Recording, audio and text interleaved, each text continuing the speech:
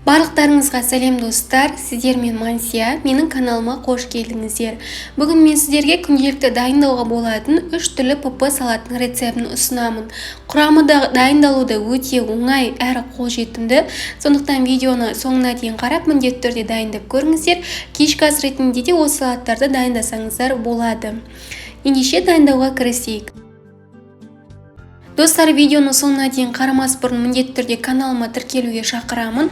Өйткені бұл жерден сіздер көптеген пайдалы, дәмді рецепттер таба аласыздар. Бірінші салат бұл бізде дәруменді салат. Мен күнделікті дайындайтын өте пайдалы салаттардың бірі.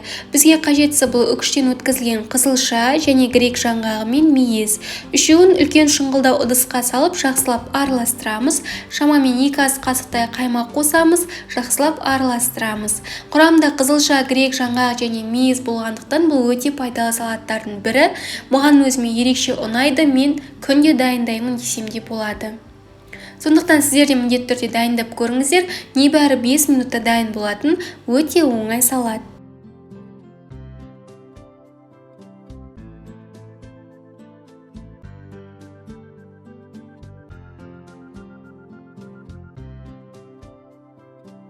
Бетіне қалауларыңызша грек жаңғағымен әсемдеуге болады. Біздің бірінші өте дәмді, дәруменді, оңай салатымыз осы. Енді екінші салатымызды дайындауға кірісейік. Екінші салат бұл бізде ПП Цезарь салаты. Ол үшін алдымен тауық етін жұқалап турап аламыз.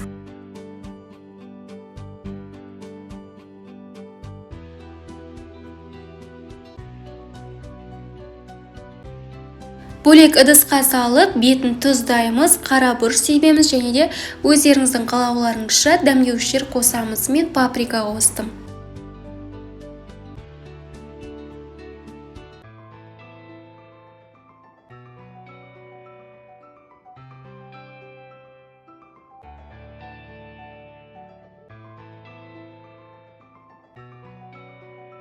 Екінші жағына да дәл солай жасаймыз.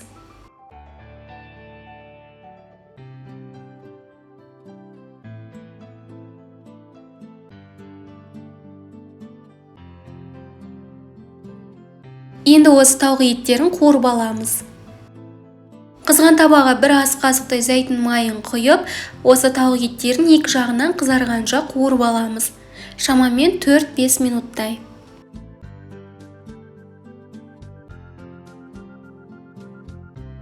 Тауық еттері қуырылғанша салат жапырағын ыдысқа салып орналастырамыз. Салатқа қажетті көкөністерді турай береміз. Бір ыдысқа жасағаннан кейін маған жарты қияр мен жарты қызанақ осы салат үшін жеткілікті болды. Екеуінде мен жартылай дөңгелек етіп турадым.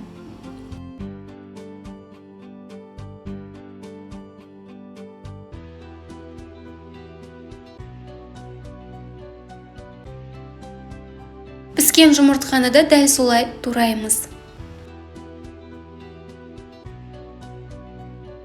Бұл уақытта менде тауық еттері де пісті. Тауық еттерін ұзынша етіп турадым.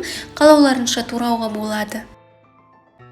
Осылай енді салатты дайындаймыз. Салат жапырағының бетіне туралған тауық еттерін саламыз. Ақырындап туралған көкөністерді сала береміз. Бірінші қиярдан бастадым.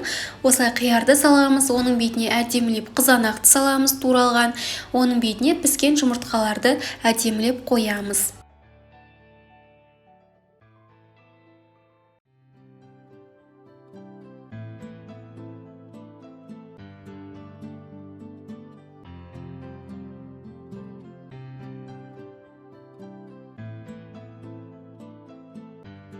Соус ретінде мен қаймақты қолданамын. Қаймаққа тұз қосам және де сушеный чеснок қостым. Кәдімгі чеснокты да қолдансаңыздар болады. Егер горчица болса, горчицаны да қосып жіберсеңіздер болады. Салаттың бетіне соусты жағамын, оның бетіне үкіштен өткізілген ірімшік саламын. Менде сулугуни ірімшігі.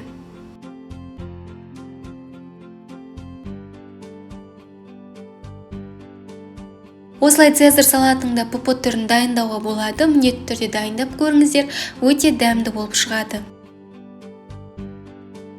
Небәрі 10 минутыңызды ғана алатын өте оңай салаттардың бірі, сондықтан міндетті түрде дайындап көріңіздер. Кешкі асқа да дайындауға болатын өте тойымды салат. Келесі үшінші салатта өте аз уақытыңызды алатын өте оңай салаттың бірі. Барлық қажетті ингредиенттерді 4 бұрышты етіп ұсақтап тураймыз.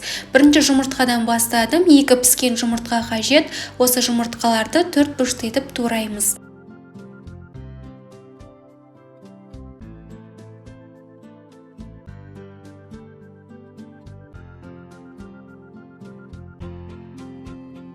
Кез келген ірімшік болса болады, 4 бұрышты етіп тураймыз.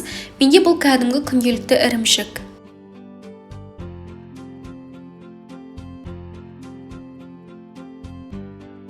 Қиярды да дәл солай тураймыз. Бұл салатқа бір орташа қияр жеткілікті.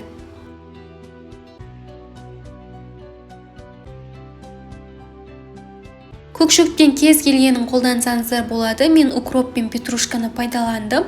Ұсақтап турап аламыз. Салат үшін кішкентай ыдыс алып қойыппын. Үлкен ыдысқа алмастырып жатырмын, сондықтан бірден үлкен шұңғылдау ыдыс алыңыздар. Осылай туралған барлық ингредиенттерді үлкен шұңғылдау ыдысқа салып, жақсылап араластырамыз. Дәміне қарай тұздаймыз, 2-3 ас қасықтай қаймақ қосып, жақсылап араластырамыз.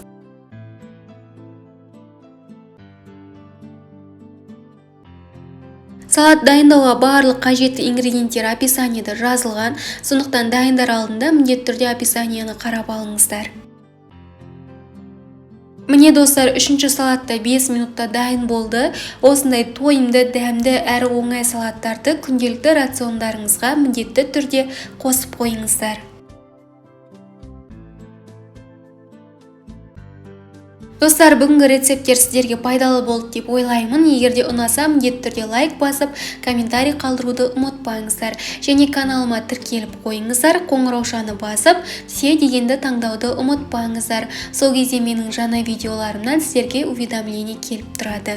Әрі менің каналымда көптеген плейлисттер бар. Бұл жерден сіздер попы немесе попы емес тамақтардың көптеген рецепттерін көре аласыздар. Сондықтан каналыма тіркелуді ұмытпаңыздар. Достар, бүгінгі видео рецепт сіздерге пайдасын тигізді деп ойлаймын. Осы рецепттер бойынша міндетті түрде салаттарды дайындап көріңіздер. Сіздермен болған Мансия.